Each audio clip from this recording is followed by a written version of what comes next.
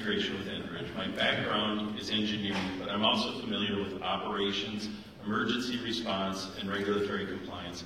I've been with Enbridge for 24 years, and during my time at Enbridge, I worked as a project engineer, manager for the compliance department, and most recently as general manager of the Superior Region Operations. I'm based out of Superior, Wisconsin, where I've lived the majority of my career. My family is originally from Minnesota and northwestern Wisconsin, so I really enjoy working for a company that has strong ties to both states. My purpose here tonight is to familiarize you with Enbridge and demonstrate our commitment to safety, the environment, and our communities. Enbridge plays a vital role in delivering energy in the Midwest and beyond, which fuels our quality of life. And we work very hard to do this responsibly, using the best available people, technology, and work practices that will ensure the safety and reliability of our pipelines and the environment and the communities in which we operate. Enbridge is a vital link to the North American energy supply. This map shows all of our pipeline systems, gas distribution systems, and solar and wind farms. In addition to our pipeline systems, Enbridge has significantly increased our green energy investments. We own interests in more than 1,800 megawatts of green energy generation, primarily wind and solar. And we've invested approximately $4 billion since 2002 in these green investments. We're among Canada's largest generators of solar and wind power, and we're growing our green energy business in the U.S. So what is driving activity in the energy industry? Well, the U.S. refining markets and frankly the U.S. consumers have always wanted safe and reliable sources of energy. And due to the technological advancements, we can now more easily tap into energy from Western Canada and the Bakken Formation located in North Dakota and Montana for a more domestic and regional supply of our crude oil. So what we now experience is a shift in the supply to meet the demand for crude oil. This shift lessens the amount of being imported into the United States from other parts of the world, including potentially unstable or unfriendly nations, and creates jobs here in America. The shift also has created the need for greater transportation capabilities to deliver the new supply of North American crude for North American customers, as a majority of U.S. heavy crude refining capacity is in the Gulf Coast. This map shows where the refining centers in the U.S. are located. Many refineries are located close to crude oil production centers, such as the Gulf Coast, near destinations for importing crude oil, or near major population centers where much of the refinery's outputs will be needed, such as California or areas near Philadelphia, New York, and Chicago. Much of the work that Enbridge has been doing is a result of this shift and the need to serve the market. A little bit about what we transport. We transport over 50 different petroleum products from light to heavy crude. All products meet strict quality specifications before entering the pipeline system. Studies show crude from the oil sands region of Alberta, Canada has very similar properties as conventional heavy crude oil. Crude from the oil sands regions runs at about the same temperature as any conventional heavy crude, just like any other product we transport. And heavy crude from the oil sands region has been transported through our pipeline system for over 45 years. So this is nothing new. Consider the alternative, rail transport. Rail transport is only a small percentage of the oil, but in recent years has increased dramatically because of the shift in market conditions I discussed on the previous slide. As you can see from this slide, there's been a huge increase in rail car transport of crude oil, from 9,500 carloads in 2008 to over 407,000 carloads in 2013. This has led to ag industry losses of an estimated $100 million last fall due to delayed shipments, power plant shutdowns due to lack of coal, paper plant shutdowns due to lack of supply transport, longer trains causing traffic concerns, especially for first responders, such as police, fire, and ambulances experiencing delays at train crossings. And the Federal Transportation Department analysis reported this week that it predicts that trains hauling crude oil or ethanol will derail at an average of 10 times a year over the next 2 decades, causing more than $4 billion in damage and creating potential safety and environmental concerns. Now here's a slide showing our pipelines in Wisconsin, as well as our facilities and our workforce. We provide jobs for over 500 employees and contractors, We have 12 Enbridge offices or pipeline maintenance shops in Wisconsin, and we contribute $20.7 million in property taxes. Our presence in Wisconsin includes Superior and Chicago region operations, as well as our growing project group. Our project teams have grown largely due to our projects, but also due to the response to the growing public interest in issues that are raising demands for more public involvement, consultation, and collaboration on energy projects in North America.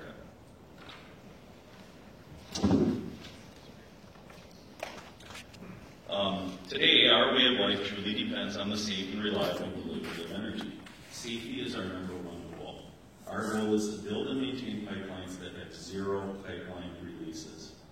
And while our record is not perfect, we are working every day to continually improve. Since 2012, we have invested $4.4 billion in technology, training, and other improvements.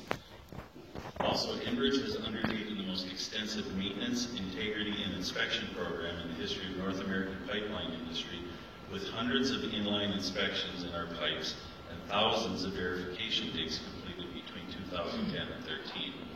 Enbridge is part of an energy pipeline industry that continues to make major improvements in safety. Pipelines today experience 60% fewer releases than just 10 years ago. And then there's a list on the slide here of the various steps we take to protect our system, including 24-hour computerized pressure monitoring and aerial patrols.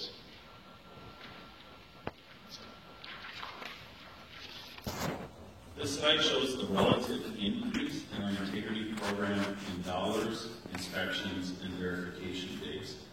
Our goal is the continuous improvement of our system and, of course, zero releases. As you can see here, each year we've ramped up how many, the dollars spent, the number of inspections, and then when you get to the number of digs, we actually had a decrease in the number of digs in 2013 because we had less concerns identified by our inspection tools as our overall integrity program improves. And this slide here demonstrates performance from over the period of 2004 to 2013. Enbridge performed 75% better than the industry relative to releases. That being said, no incident will ever be acceptable to us. Now, to talk about a little bit about the Line 61 project that's currently underway. Some facts here for you. The project does not involve any new pipeline construction. The capacity expansion requires construction or modification of pump stations at near facilities on property owned or acquired by Enbridge. There's two phases to the expansion. Phase one is from 400,000 barrels a day to 560,000 barrels a day. And phase two is from 560 to 1.2 million barrels per day. Construction on phase one began in June 2013, and phase two is underway at most sites. Some additional facts about the Line 61 regulatory process. An environmental assessment was conducted in 2005 and updated in 2006. Following publication, the public comments and hearings, Wisconsin regulators granted a permit in 2007. When Line 61 was built, it was designed, built, and successfully tested to carry the full 1.2 million barrels per day. It became operational in 2009 at the rate of 400,000 barrels per day, approximately one-third its capacity. And then in 2013, we applied with the DNR, the Wisconsin DNR, for wetland permits associated with upgrading the pump stations. Communications were conducted with local, state, and federal officials and abutting landowners. There was a publicized 21-day public period in March 2014, and we received our permits in May. And then phase two construction work initiated in phases throughout 2014. Phase one actually went into service at 560 barrels per day in October 2014. Talking a little bit about local benefits from the pipeline system. The pipeline system boosts local economies by creating temporary jobs when the projects are being built, and then increasing tax revenues. And there are long-term economic benefits from operations and enabling property and sales tax revenues. Our projects substantially increase tax capacity, which will have favorable implications to tax rates that the school districts, county, and the affected townships receive. In addition, we do try and be active in our communities. Why does a company like ours make a community investment a priority? It's not because we want to feel good or for advertising. The fact is, when you're part of a community, it's our responsibility to invest in it. So we support many organizations and have a special interest in supporting first responders along our pipeline route, for whom we share a mission for public safety. One way we support first responders is through our grant program called Safe Communities. That's what this slide kind of goes into detail. To each local responder, we assign grants of approximately $750 to $1,500 per responder per year. In addition to that, we also go above and beyond the program by donating equipment, a lot of vehicles or specific needs that first responder departments might have. We do our best to step up to the plate and help them out. We also provide first responder training as well. So in conclusion, the quality of life we expect requires energy. Enbridge helps fuel this quality of life safely and efficiently. Our employees live, work, and play in Northwest Wisconsin's pristine lakes and rivers, and we take our responsibility to protect these areas seriously. Our operations in Wisconsin have fueled local communities since 1949 and will continue for decades more to come. Life takes energy, and Enbridge is proud to provide that energy to Wisconsin. Thank you.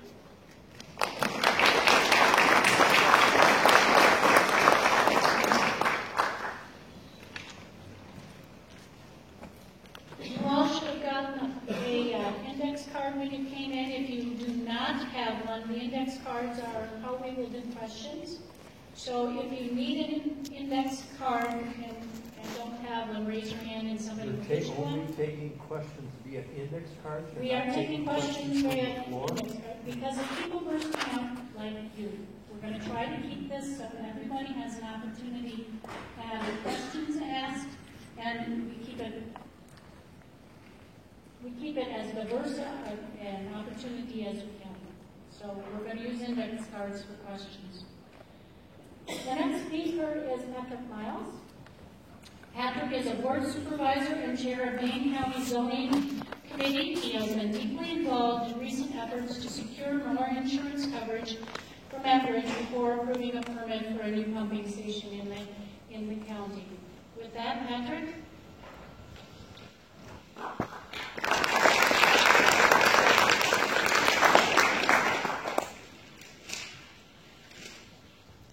Good evening. There we go. As Ed mentioned, I am County Board Supervisor in Maine County and serve as chair of our Zoning and Land Regulation Committee that's responsible for examining zoning and conditional use permit applications for the unincorporated areas of the towns in Maine County. I live in the village of McFarland and represent the village and town of Dunn, which is on the southeast side of Madison. Before I proceed, I want to just lay out that some of the parameters under which I'm going to be here speaking, and report that the process for the proceedings of our conditional use permit application process and for appeals that go to the full county board on those the committee's decisions are appealed. It is a quasi-judicial process, and that means that we're obligated to consider the facts as they're presented throughout a public process and to draw conclusions from those facts when making the determination whether or not to grant a permit, and not to draw any opinion on the matter until the completion of that process. The zoning committee's work has gone through that process, and as we concluded that process, we did grant a conditional use permit to Enbridge with many conditions, and I'll go through that in a minute. Among those was an insurance requirement. And that decision has been appealed by Enbridge. And so that will be going to our full county board that's scheduled for a hearing on June 4th. And so in that capacity, we're still going through that quasi-judicial proceedings. So what I'm going to be doing here today is basically describing what was presented to us, process we used, and some of the things that we required when we came around to approving the conditional use permit. The permit application that Enbridge had in Dane County had about just under 12 miles of pipeline that traversed through the eastern side of Dane County. And the application they applied for was a permit to build a pumping facility in the town of Medina. That facility would house three 6,000 horsepower electric engines that would provide some of the needed pressure to increase the flow rate up to 1.2 million barrels a day. It's one of, as I understand, one of 12 such facilities being developed throughout the line, throughout the state. One of the common questions we've received is why is Dane County the only county in the state that required Enbridge to get a conditional use permit application? I can't speak for other jurisdictions that considered applications from Enbridge, but for us, the reason is the location of the facility is in an egg preservation zoning district. Egg preservation that district is approved under DADCAP regulations under their Working Lands Initiative that provides tax credits to farmers who keep their farmland in egg production. So under those regulations, we're required to have certain uses that are permitted by right under certain zoning districts, and then there are other uses that are only allowed or may be allowed under a conditional use permit. And so in the egg preservation district, a private utility, which this proposal falls under, is only allowed under a conditional use permit. So that's why I went through a conditional use process, and one of the good things about our conditional use process is that it allows for the public to be made aware of the potential change in land use and to be able to raise their concerns about potential effects on their properties or welfare or health. And for us as a committee to be able to examine whether or not there are conditions that we can develop to mitigate the concerns that are raised and get us to a point where we get to standards where we can approve a permit. So in the process, we did hear from many people on both sides, both in support and opposition to their application. We heard from, in support of obviously Enbridge, but also heard from many labor groups such as the operating engineers, plumbers unions, pipe fitters, building trades groups, and so forth. We also heard from several residents, both in the town of Medina and the neighboring village of Marshall, came out in opposition, as well as some groups such as the Sierra Club and Madison 350. Some of the concerns that were raised were things that we quickly learned were things that were not in our authority to consider conditions to try to address those concerns. Because under the Pipeline Safety Act, which is federal law, there are things that are regarding safety, prevention of spills, those sorts of things are preempted from local units of government from considering any regulations to address those. That falls under the federal law. So when we heard things, some of the concerns we heard were, as Mr. Willoughby mentioned, the the 2006 DNR environmental assessment. We've heard from several people that feel that that document is dated and wanted a full impact statement, environmental impact statement developed.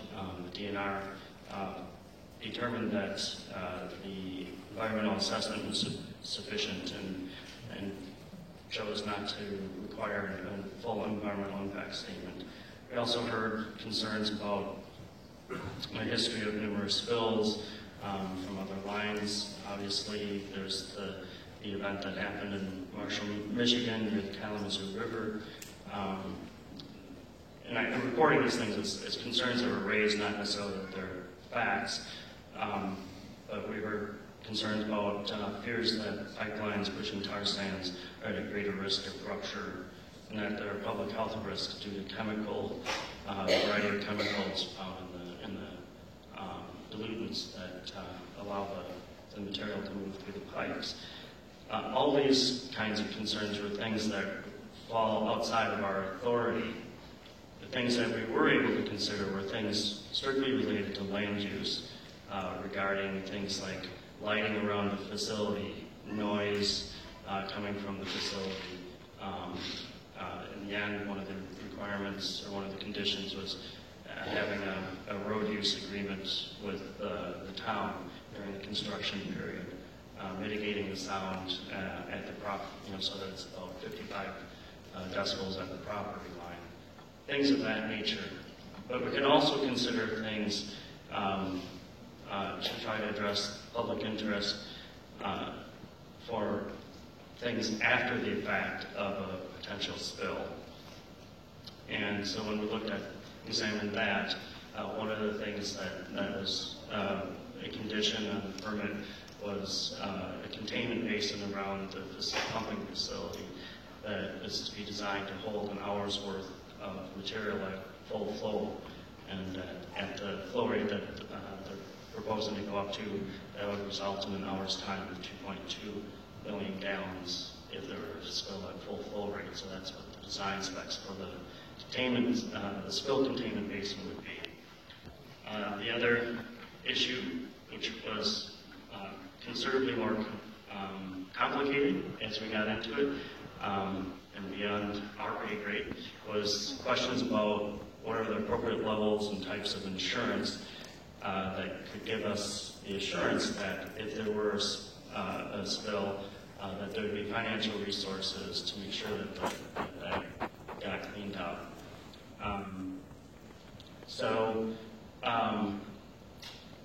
We learned through the process that Enbridge has a significant level of general liability insurance, north of $700 million.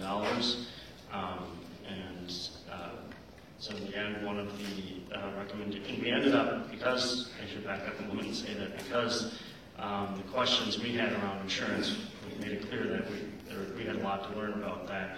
We ended up hiring an expert at the expense of Enbridge. We did commission the service of an outside environmental insurance expert to provide us an examination of Enbridge's policies and to see if there are gaps, what would be appropriate levels of insurance and things of that nature. And so some of the recommendations that came from our consultants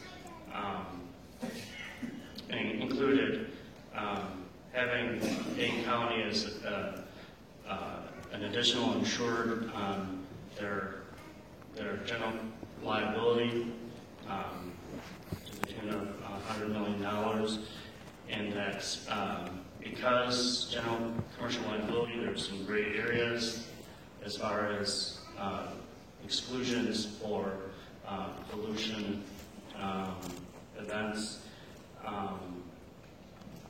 that because there are some gray areas about whether or not claims could be challenged under those exclusions, to have certainty that there would be coverage, the consultant recommended environmental impairment liability insurance.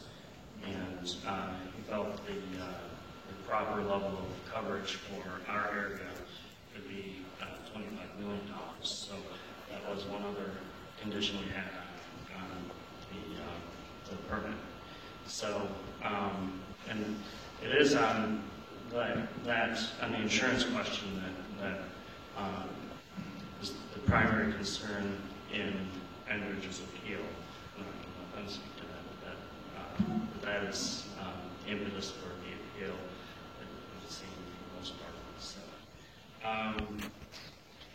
So like I said, that will be coming before the appeal will be coming before the building coming board for consideration June 4th. If the full board upholds the committee's decision, then I guess it would be in Enbridge's ballpark to decide whether or not to continue on taking it to court and pursuing implementation, challenging implementation. But at this point, that is the process we went through, and thank you for the opportunity to speak.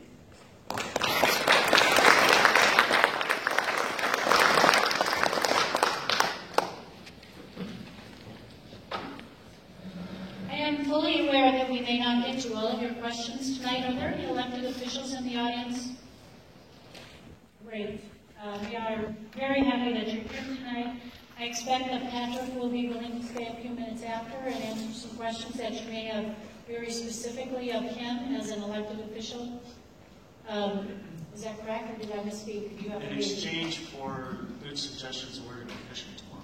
Oh, I bet we have lots of people that can tell you about that, up to and including me.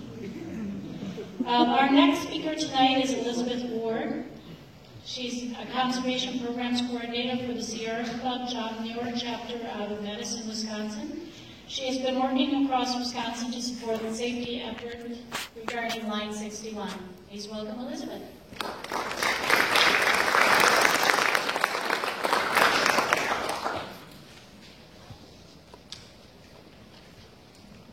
Thank you, and thank you for having me and giving me the excuse to come up to this beautiful part of the state. I love getting up here.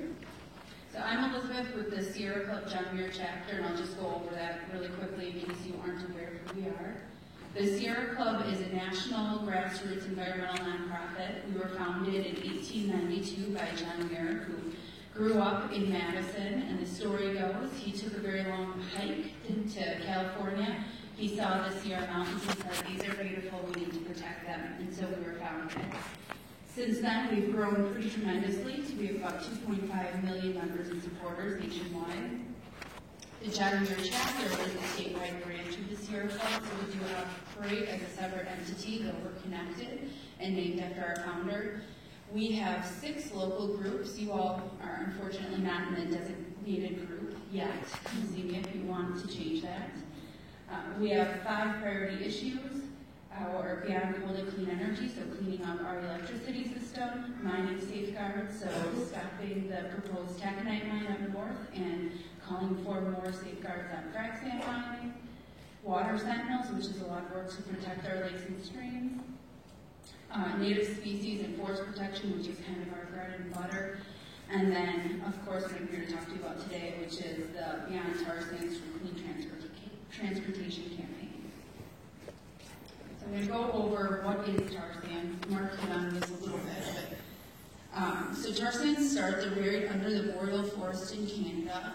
And this is very important in the first place. The boreal forest is the largest carbon sink in the world, which a lot of people don't know about. So it sequesters more carbon than even the Amazon rainforest. So the first step to this extraction is to strip mine the forest to get to the tar sands underneath. If this was the only concern, this would be a major one, given cutting down that forest could mean there's no way for us to stop the worst effects of climate change. Once that happens, it's extracted from the sand underneath to get this, what they call bitumen, or this combination, at which point they add in some chemicals to make it so it can move through pipelines. These chemicals have their own concern. This texture and this cocktail has some grave health concerns, and then this combination of the corrosive tar sands nature is one of the reasons that some believe that tar sands pipelines are more likely to rupture than pipelines carrying what we call traditional oil. I first want to go over why this is happening. Wisconsin is driving less overall than we have been historically. A lot of that, there's two major reasons. One, that you may have seen here up in your area. Unfortunately, the northern and rural parts of Wisconsin have seen some dramatic aging, and that is likely to continue. So younger people are moving away, and people are aging, meaning people are retiring. They're either outliving their ability to drive, or just not commuting to work as much. And then the other side of the spectrum, millennials, or those born between 1980 and 2000, are driving significantly less than the older generations. A handful of reasons, whether it be technology or college loans, not allowing them to have cars, but they're driving about 25% less than their parents did at their same age.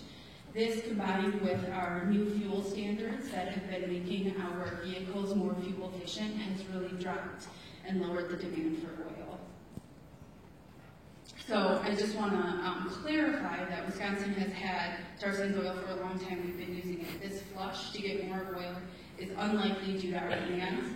It's probably more likely due to this. Enbridge was the first company to announce that they were going to apply for what's called a re-export license, which would allow them to export this oil out of the United States. What's happening is in the East Coast, there have been some powerful campaigns and precedent-setting ordinances that have stopped the ability for companies to export oil through the ports over there, especially in Portland, Maine.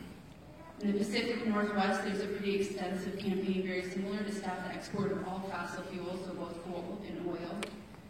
And then I'm sure many here have heard of the Keystone Pipeline, which has been stopped or delayed for at least over 6 years at this point, and given some new election results and what it sounds like is possibly happening in Alberta, could be permanently stopped. This really leaves Minnesota and then through Wisconsin as the key pathway to basically get this oil down to the Gulf to export.